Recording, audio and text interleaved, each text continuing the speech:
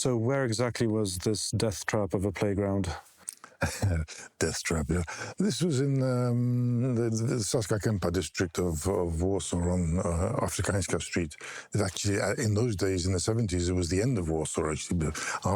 Just behind this picture, really, there's these fields of cabbages and so on. Now there's hundreds of thousands of people live there. Wait, Afrykańska, that was where I spent the first year of my life. So this was my playground? This was where you took me for fun and games? For a death trap. I mean, look, there's a baby sitting. There's a baby with a granny, I think. Yeah. If not a great granny. Well, I remember when we moved, we didn't really have a playground, but we played outside. I don't remember playgrounds as grim as this one anywhere. This is just, it's grim because it's so graphic. This is strong sunlight. I mean, that's why it's a great picture, is because it's graphic. But when you think of it in terms of a place for small children to play, I mean... Not the best. But this was the norm back then. Absolutely, no. There's no. So it's as good as it got. Yeah, exactly. There's nothing else. Yeah. But the nice thing is that in those days, kids played in the anywhere really, almost in the streets, in the courtyards, wherever. Yeah, I would leave the house after breakfast on a Saturday or Sunday, and come back on Monday, and come back when it got dark. Yes. I don't know where I ate, what I ate, but I would be out all day playing in the streets and courtyards with all the buddies. Nowadays we have these fantastic children's playgrounds, fenced off and under lock and key. Absolutely, but as to how much they use, I'm not sure really. I guess, of course, in the big parks, there's fantastic playgrounds, and I guess kids do come there. But this idea of your mother standing in the kitchen and looking at the courtyard below to see if the kids are still there. Yeah, she'd come out on the balcony and yell for me when it was time for lunch or dinner or whatever. Yeah. But other than that, there was no way of knowing where we were, what we were doing, who we were doing it with. Just as well. I had a great time. I had a really nice, fun childhood. But I don't remember this being a part of that. I remember mostly it was just using whatever was available as a playground, as toys. We would swing on the... on the carpet cleaner. The carpet thing, though, I don't even know what that's called in English, but it's where you would hang the carpets and beat them. Yeah. And the number of times I would fall off that onto my head, that could explain a few explains things. Everything. Yeah. But that's what we did. That's where we played. We would explore the cellars of the. I remember all the cats and rats and whatever else was down there.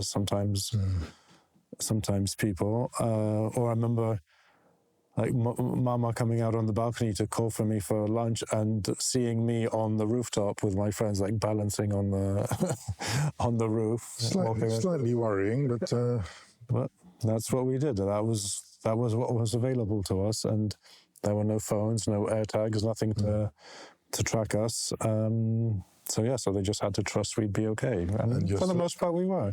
Yeah. You broke your leg once somewhere. I broke my leg playing in the ruins of a house that was next door. We were playing hide and seek, and one of the steps was missing, and my leg went through, and that didn't stop me from continuing the game. I only found out my leg was broken when I got home, when my mama saw it was swollen and I was limping. But it was, those were fun times. I kind of feel sorry for these younger generations now who don't have that freedom. Exactly, they don't have this. It's also so tightly controlled, really, childhoods. There's no room for improvisation, let alone adventure. No. But I always smile when I look at this picture, because it's. I always come to the conclusion I was very influenced by the 70s. This was in the 1970s. So and the style of photography in Poland and maybe all of Eastern Europe at that point was this sort of photography, really. These sort of shadows, graphic sort of thing. So that's what you were looking for? Yeah, I was looking for the graphics. But there's so many people shot pictures of these balconies in the strong sunlight, so the graphic designs, or spiral staircases leading up to the bridges, where you could walk up bridges. Also in strong sunlight, and that's the way you photograph. This was your attempt at art photography. In a way, yes. I admit it now, but I like it. It's a document of seems to work. Yes. I mean, it's a great playground. There's 4 sets of swings. I mean, talk about abundance. Yeah, and one little merry-go-round and some seesaws here. Yes. Yeah. And then, and other than that, absolutely nothing. That's it. Not a blade of grass, just sand, rubble. Not sure what it is. Yes, it doesn't look too safe. And this was next to the building where we lived. Oh, we lived, absolutely. Yes. No. Life was tough, but I get. Well, of course, we were 40, 50 years younger, so everything was easier. Well, I certainly was. And we knew no better. Of course, I knew slightly better from London and so on, from where I was born. But I quickly got used to conditions in Poland. Did you have a nice playground growing up? No. Where would you play? I had to go across the road and into a park to have a playground. A proper playground. Yes, and there was this sort of horse thing you could sort of sit in. 3 or 4 kids could sit in and go up and down on a horse and the roundabouts. So yes, I was slightly more involved. So was it out of boredom that you started taking pictures? Taking photographs? No boredom, I think, in my case. But because I got a camera from my parents when I was 11 years old, after passing the 11 plus exam in England. Which was the exam that determined... It determined if you went to a better school or a worse school. Somehow I managed to pass the exam and went to a better school. But that's another story. But that's when I got a camera. And I guess... Did you ask for it? I think not. I can't remember asking for it. So either my parents had their own idea to give me a camera if I passed it. Which they came to regret. Yes. Well, they didn't think much of the profession of a photographer. Huh? They thought, especially my father, who was a prosecutor in Poland before the war, photography didn't really exist for him in the sense that he read newspapers and he saw pictures, photographs, but he didn't quite connect with the fact that somebody had to take those pictures. And that's what I wanted to do, which he didn't think was much of a profession. It's funny that it wasn't getting into a better school that changed your life. It was the present you got for getting into that school that completely altered the course of your future life. That camera indeed made, it was a very simple camera, and I didn't have much money to sort of buy lots of films and flash bulbs and whatever, but I started walking around, taking some pictures, useless pictures, of course. I mean, do you have any of them? Maybe not the first ones, but later on, there are some pictures. What were you taking pictures of? Your sister, your cat? Later on, perhaps when I had a better camera, when I managed to sort of do a paper round and enough money to buy a slightly better camera. So you were you got into it? Yes. I remember when my father got was awarded the MBE, the Member of the Order of the British Empire, medal from the Queen, for his work in the British Ministry of Education, where after the war they opened a department for the Polish, a Polish department for all the Polish soldiers and the airmen, the pilots who remained after the war, who stayed in England after the war, and he helped them get grants and tell them where they could study, and so basically he helped a hell of a lot of people, or a lot of Polish people who had no idea what to do with themselves after the war. And they didn't want to go back to Poland because it was communist. So he helped them in their new lives. I mean, he simply pointed them in directions of universities where they could study whatever they wanted to, really. So it wasn't only your career path that he determined, but all these other people's too? Yes. Yeah. And so he got the Queen must have heard about this, and she gave him a medal. And I remember at Buckingham Palace when we were at the awards ceremony, I had my little camera. You were allowed to take it in to Buckingham Palace? Yes, I didn't take any pictures of the actual... You didn't take a picture of the Queen? No, too far away. What a lost opportunity. Today I would have, but then maybe in those days I didn't. But I remember taking, I still have them, of the fence, the wall and the fence around Buckingham Palace. So you were already looking for the shapes and patterns? Yes. Somewhere it was, the idea was being born. You were always an art photographer. With one picture. Well, yeah. There's a picture of, that picture is in your book, right? Outside Buckingham Palace. Let me get it. And I seem to remember a selfie you took at a very young age, which I think is also in this book. Let me see. Especially as I'm not really a selfie photographer, but You were then. I was then, my beginnings. This is what young people do. So here's Buckingham Palace. Buckingham Palace, yes. Babcia Helenka, Dziadek Jan, Ciocia Krysia, and yourself. And you were how old here? Well, I was about 11, almost 11.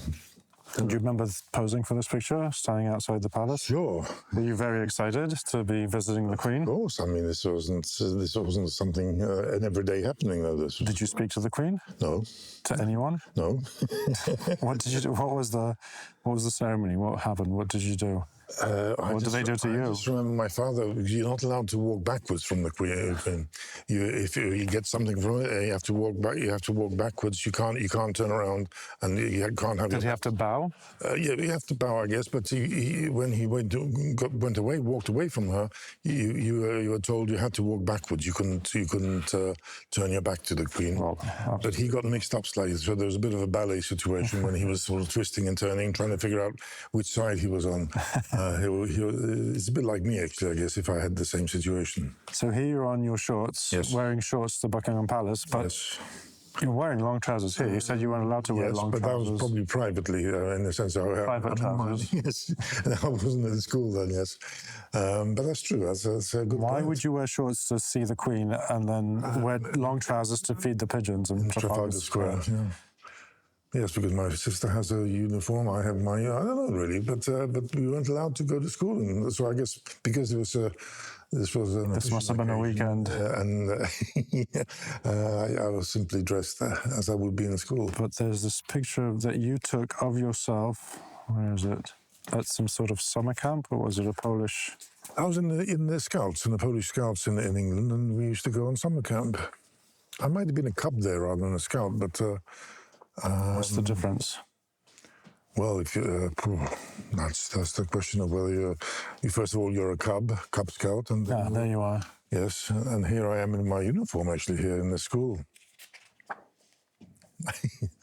That's you? That's me, a plump, weird guy, I must say. It's different. Oh, that's your Cub uniform, your Scout uniform. Yes. And this other boy your age is wearing a tie. Yes. So what was this? This was a summer camp, a scout camp, and there was a mirror there, I guess, for the older boys who would shave. I wasn't shaving at that point, but I saw the mirror, and you liked what you saw. I saw exactly. I pointed the camera, the simple Kodak Starmite camera, into the mirror, and there it is. And here's a letter from you, dated July 61. Yeah. Kochana mama, tata I Krysia, tutaj nie jest bardzo ładnie. Tak. My Polish was atrocious, and I must say I speak much better Polish now than I did as a young kid, even though we spoke Polish at home. Tutaj nie jest bardzo ładnie I bardzo przyjemnie. So you weren't enjoying yourself. I wasn't too happy. It's not nice, and it's not pretty. And I'm not enjoying myself now. Yeah. So, fond memories of your childhood? Yes, of course. I mean, childhood is a childhood, and you only do it once, really. And you managed to escape death by swing. Yes, somehow. But all the time I was thinking about, well, at least when I was a bit older, because I used to come to Poland on my summer holidays. I used to sort of like the idea of the summer holidays in Poland, a month or so just running around the whole country with a friend or family. And that sort of embedded in me the idea of when I finished my studies to come for a few months, not being on holiday, to see what it's like. And that's why I'm here, really. That's a good thing you are.